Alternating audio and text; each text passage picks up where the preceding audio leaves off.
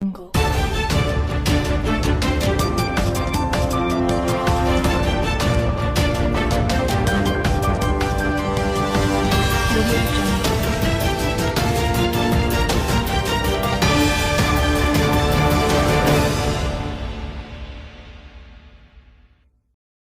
మాసాలు పూర్తయినప్పటికీ కూడా ప్రజలకు ఇచ్చినటువంటి హామీల్ని సంతకాలు పెట్టి మరి బాండ్లు ఇచ్చి, అంటే గతంలో చంద్రబాబు నాయుడు నోటి మాటలతో 1996లో 1999లో నోటి మాటలతో హామీలు ఇచ్చి మోసం చేశాడు, దగా చేశాడు. 2014లో కాగితం మీద సంతకం పెట్టి మరి హామీ పత్రం ఇచ్చి దగా చేశాడు. 2024కి వచ్చేప్పటికీ తన సంతకానికి కూడా విలువ లేక పక్కన పవన్ కళ్యాణ్ అనే అతను ఇంకొకటి సంతకం పెట్టుకుని తోడు సంతకం పెట్టించి హామీ సంతకం పెట్టించి ఇవాళ ఎంత నీచానికి దిగజారండి. ఈ దగా చేయటంలో, మోసం చేయటంలో కొత్త పంతలు తొక్కేటువంటి పరిస్థితిలో నారా చంద్రబాబు నాయుడు గారు వచ్చాడు. ఇవాళ ఏ పథకం ఇవ్వకుండానే అన్నీ ఇచ్చేశానని చెప్తున్నాడు. సంవత్సరానికి కేవలం 30% మందికో 40% మందికో గ్యాస్ బండ్లు ఒక బండి ఇచ్చి అందరికీ ఇచ్చేశానని చెప్తున్నాడు. ఆ బండ్ల డబ్బులు ఎవడికి పడినాయో ఎవడికి పడలేదో కూడా ఎవడికి ఆ బ్రహ్మదేవుడికి కూడా తెలియని పరిస్థితి. ఇవాళ సంవత్సరం తర్వాత అమ్మఒడి వేసేసాం అని చెప్పని ఇవ్వాల్సింది 12,000 కోట్లు అయితే 83 లక్షల మంది పిల్లలకి అమ్మఒడి డబ్బులు ఇవ్వాల్సిన పరిస్థితి అయితే ఆ డబ్బులు ఒక సంవత్సరం ఎగ్గొట్టి రెండో సంవత్సరంలో 8,000 కోట్లు మాత్రం తీర్మానం చేసి కనీసం ఇవాళకి 2,000 కోట్లు కూడా ప్రజలకి ఈయన పరిస్థితి. అమ్మఒడి పథకం అయిపోయిందంటున్నారు. తండ్రి కొడుకులు ఇద్దరు స్కూల్స్ అమ్మడి తిరిగి జగన్ గారు కొనేసినటువంటి బల్లల మీద కూర్చుని కొత్త బిల్డింగ్లు జగన్ గారు కట్టించినటువంటి క్లాస్ రూముల్లో కూర్చుని అందమైన క్లాస్ రూముల్లో కూర్చుని మా అబ్బాయి ఈ పథకం కనిపెట్టాడని చెప్పేటువంటి తప్పుడు మాటలు మాట్లాడే పరిస్థితిలో ఆ స్థాయికి దిగజారిపోయారు.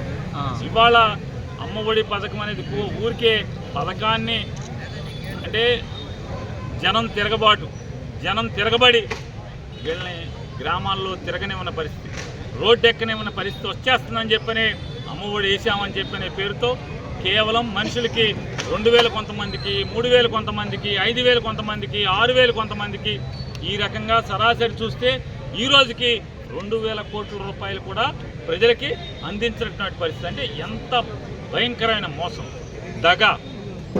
ఇంకా మిగతా ఎన్నికల ముందు మీరు బస్సు ఎక్కండి, నా పేరు చెప్పండి, మీకు ఎక్కడికి కావాలంటే అక్కడికి ఆర్టీసీ బస్సు, ఆంధ్రప్రదేశ్ రోడ్డు రవాణా సంస్థ బస్సు, ఢిల్లీ వెళ్తే ఢిల్లీ వెళ్ళిపోండి బస్సు ఎక్కి, బొంబాయి వెళ్తే బొంబాయి వెళ్ళిపోండి, బస్సు ఎక్కడికి వెళ్తే అక్కడికి వెళ్ళిపోమని చెప్పినటువంటి ఆయన ఇవాళ జిల్లా దాటొద్దని చెప్తాడు.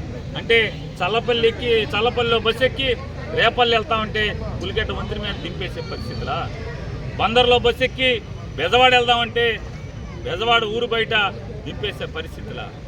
ఇవాళ ఏ జిల్లా చూసుకుంటే మన బంటుమిల్లో బస్సు ఎక్కి గుడివాడ వెళ్దామంటే తుమ్మిడి దగ్గర దింపేసే పరిస్థితి బస్సులోంచి.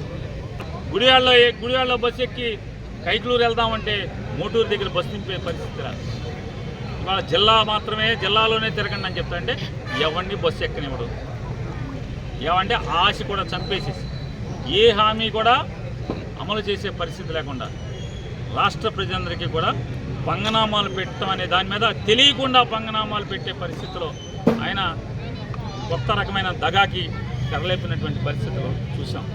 ఆ దగా మోసాలన్నింటినీ కూడా ప్రజలకి విశదీకరించి తద్వారా నిలదీసే తత్వాన్ని ప్రజల్లో మేల్కొల్పి చైతన్యపరిచి ఈ ఎమ్మెల్యేలు కానీ, ఎవరైతే తెలుగుదేశం నాయకులు కానీ, కూటమి నాయకులు కానీ, పవన్ కళ్యాణ్ మనుషులు కానీ, మోడీ మనుషులు కానీ ఎవరు గ్రామాల్లోకి వచ్చినా గట్టిగా నిలదీసేదానికి, ప్రజలను చైతన్యపరిచేదానికి ఈ బాబు షూరిటీ మోసం గ్యారంటీ అనే పథకం ద్వారా జగన్మోహన్ రెడ్డి గారి ఆదేశాల మేరకు కార్యకర్తలను సమాయత్తం చేయడానికి ఈరోజు అమీన్గడ్డ నియోజకవర్గంలో కార్యక్రమాన్ని ఏర్పాటు చేసి 15వ తారీఖు నుంచి కూడా వైఎస్ఆర్ కాంగ్రెస్ పార్టీ కుటుంబ సభ్యులందరూ గ్రామాన ఇల్లు తిరిగి ఈ కొత్త రకం నయా వంచకుడు చంద్రబాబు నాయుడు గారు ఏ రకంగా రూపం మార్చుకున్నటువంటి మోసగాడు ఏ రకంగా కొత్త మోసాలకి తెరలేపాడో ఇవన్నీ కూడా ప్రజలకి విశదీకరిస్తూ కార్యక్రమాన్ని చేపట్టడం జరుగుతుందని కూడా తెలియజేస్తుంది. రైతులందరికీ చెప్పాం, పండించిన పంటకి పండపోతే కాదు, పండిన తర్వాత అందులో ఉందా 30,000 ఎకరాలు లాసు. వెంకయ్య గారు అట్లా మాట్లాడతాను. ఇప్పుడు మండల ప్రెసిడెంట్ ఎందుకు మాట్లాడించమన్నారంటే మన జిల్లా ప్రెసిడెంట్ గారు, మీకు అర్థమైందా? అర్థం కాలేదనుకుంటా మీకు. రేపు మండలాల్లో ఈ కార్యక్రమం చేసే బాధ్యత మీది గనక, అందుకని మండల ప్రెసిడెంట్తో మాట్లాడించమంటున్నారు. ఇప్పుడు ఘంటసాల మండల ప్రెసిడెంట్ గారు. కార్యక్రమం కాబట్టి పార్టీ ప్రెసిడెంట్లకి ఇస్తారు మాట్లాడటానికి, లేదా ఎక్కువ టైం ఉంటే అందరికి ఇస్తారు.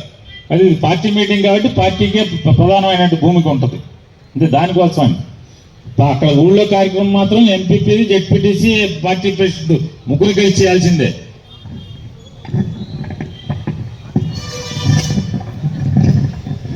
సభాధ్యక్షులు